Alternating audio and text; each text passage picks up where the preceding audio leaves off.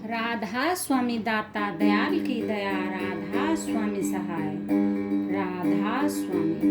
अब यह पुस्तक है अनमोल चरित्र और इसमें परम संत हजूर ताराचंद जी महाराज का जीवन चरित्र वृतांत है। अभी तक हमने इस पुस्तक के 327 पेज आप लोगों तक पहुंचा दिए हैं और आज हम शुरू करने जा रहे हैं पेज नंबर 328 से। जैसा कि आप सभी जानते हैं कि महाराज जी की कुछ लोगों ने बहुत ही निंदा की, बहुत दोष लगाए, लेकिन वो यह दोष साबित नहीं कर पाए। तब ट्रस्ट ने यह चैलेंज रखा था 1 लाख रुपए का नगद इनाम। विज्ञापन दिया था ट्रस्ट ने कि सर्वसाधारण को सूचित किया जाता है कि हमारे सत्संग व महाराज संत ताराचंद जी के विरुद्ध कुछ अफवाहें फैलाई जा रही हैं जो बिल्कुल बेबुनियाद व निराधार हैं। महाराज संत ताराचंद जी के जन्म से लेकर आज 70 वर्ष की आयु तक कोई भी अफवाह सिद्ध करने वाले को 1 लाख रुपए का नगद इनाम दिया जाएगा। अगर कोई झूठा प्रचार करता पाया गया तो कानूनन वह स्वयं जिम्मेवार होगा। सचिव राधा स्वामी सत्संग दिनोंद भिवानी ट्रस्ट, रोहतक रोड, भिवानी। राधा स्वामी। अफवाहें फैलाने वाले देश, जाति, समाज व संगठन तथा किसी भी संत महात्मा के अघोषित दुश्मन होते हैं। निराधार, अनर्गल तथा कल्पित बातों से भ्रांति फैलाना ऐसे लोगों को ध्येय होता है। लेकिन सूर्य पर धूल फेंकने वाला अथवा थूकने वाले यह भूल जाते हैं कि मिट्टी अथवा थूक वापस उन्हीं के मुंह पर आकर गिर जाता है। ऐसा ही कुछ हुजूर महाराज जी के विषय में बेसिर पैर की हाँकने वालों के साथ होता रहा। राधा स्वामी। है कोई माई का लाल जो 1 लाख रुपए ले जाए? मैं आज तक नशे विषयों के नजदीक नहीं गया, ना ही मैंने 4-24 की और ना ही मैंने किसी से धोखा करके 4 पैसे लिए, ना ही मैंने किसी के आगे झूठ बोली, ना ही कोई अन्य घटिया बात की। पर लोगों ने मुझ पर बहुत ही घटिया आरोप लगाए हैं। फिर भी मैं कहता हूँ कि मालिक उनकी बुद्धि को ठीक कर दे। इस तरह से लोग संतों के साथ बैर बांधते हैं। मैं परमात्मा से यही कहता हूँ कि जिन्होंने मेरी निंदा की उन लोगों को कभी सजा न देना। मैं अपने सत्संगियों को दावे के साथ कह देता हूँ कि इन बातों की अथवा नशे विषयों की कमी मेरे अंदर दिखाई दे जाए तो मेरा कभी भी मुंह मत देखना। कोई है ऐसा माई का लाल जो ऐसी सीधी बातें कह सके? मैं 70 वर्ष का हूँ और मेरा इश्तिहार भी छपवा दिया है कि 1 लाख रुपए का इनाम है। कोई आओ और ये आरोप सिद्ध करके दिखाओ, ये रुपए ले जाओ। मैं असल नहीं अगर आरोप साबित होने पर रुपया न दूं, पर मेरे अंदर कमी निकाल कर ले जाना। है कोई जो नेम करके कह दे, इसलिए मैं कहता हूँ मैं तो तुम्हारा गुरु नहीं हूँ, तुम ही मेरे गुरु हो।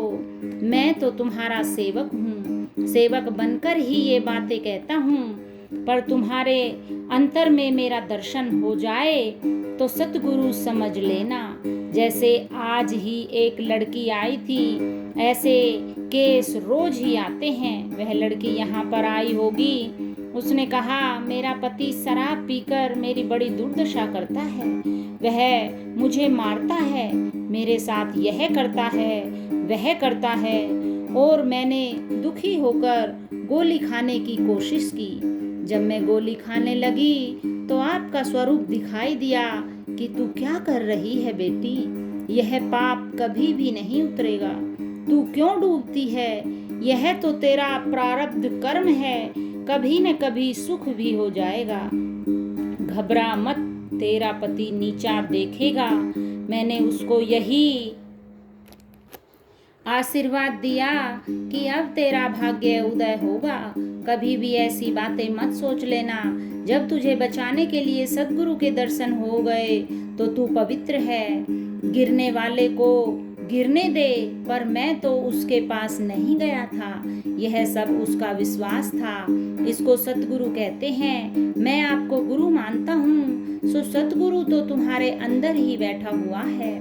मैं जो अपनी बातें कह रहा था, घमंड की कोई बात नहीं कही। मैंने तो सच्चाई की बातें कही हैं। जो दूसरों को धोखा देता है उसकी आत्मा मलिन हो जाती है, अंत में वह दुख पाकर मरता है। राधा स्वामी। संत परहित स्वभाव के वश दुष्ट को बचा लेता है।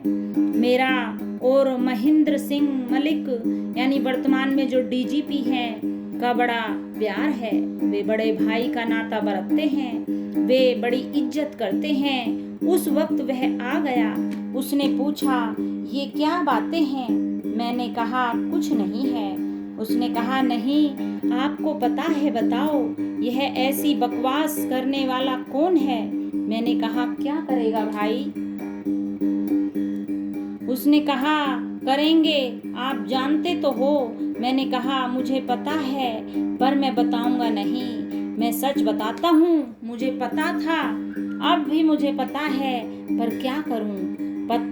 पता है तुम सब ही उसको घेरा दे लोगे और उस बुरे आदमी को खा जाओगे, पर ऐसी बातें करने की कोई जरूरत नहीं है। यह तो प्रारब्ध होती है। उसने मुझसे कहा, आप मुझे एक बार बता दो। मैंने कहा, यह तो मुझसे बर्दाश्त नहीं होता है। मैंने कहा, जाने दे, मैं नहीं बताऊंगा। मैंने उसको नहीं बताया, पर बात आगे पूरी तो उसने अपना हिसाब लगाकर बताया कि मैं समझ गया। राधा। महाराज जी, मेरी सूरत अभड़ पुरुष ने रोक ली। मैं लाला रोहड़ा गांव चला गया। मेरे साथ के 2-3 आदमी बैठे थे। वहां बातचीत की। लोगों ने मेरे पास एक बेवकूफ सा लड़का भेज दिया।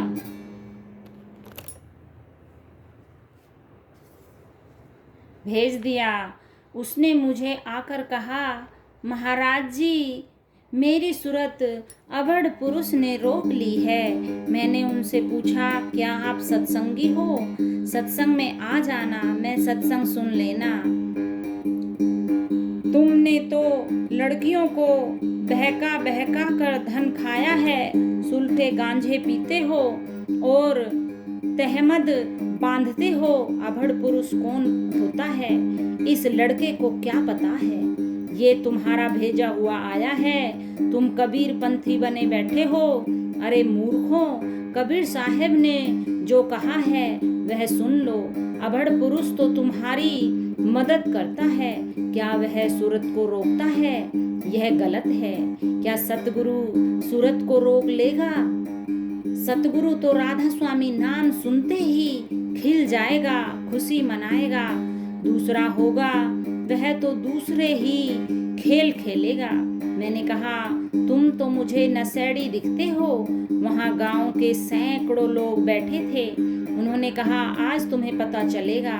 मैंने उनसे पूछा, तुम्हारा गुरु कौन है भाई? उन्होंने कहा, वह बाल ब्रह्मचारी रामदास जी है। मुझे पता था, मैं इन गुरुओं को जानता हूँ। मैं इनकी 13वीं करवाने के लिए ही आया हूँ। मुझ पर नाराज नहीं होना। अपने ऐब निकाल कर गुरुवाई करोगे तो तिड़ जाओगे। अपने अंदर से दोषों को निकालो। मैंने उनको बताया, रामदास के 2 लड़के हैं और 1 लड़की है। उसने पुनर्विवाह भी मेरी मौसी से किया था। मेरे अपने काका की वह साली है और उसके 2 लड़के हैं। लड़की उसकी पहली पत्नी की है, वह हमारे यहाँ ही आती जाती है, फिर वह बाल ब्रह्मचारी कैसे है? यहाँ उसने अपने को बाल ब्रह्मचारी बना रखा है। इसके बारे में इससे अधिक मैं नहीं बताऊंगा। सभी ने मेरे मुंह की तरफ देखना प्रारंभ कर दिया। कबीर साहब कहते हैं, मैं उस अभड़ पुरुष का कभी संग नहीं छोड़ता हूँ, और तुम कहते हो कि उसने तुम्हारी सूरत को रोक लिया है। आदि अंत और मध्य लो अभड़ सदा अभंग, कबीर ताकर ताका कभी न छोड़े संग, राधा स्वंग। आज इतना ही। Thanks for watching. Like, share, comment and subscribe.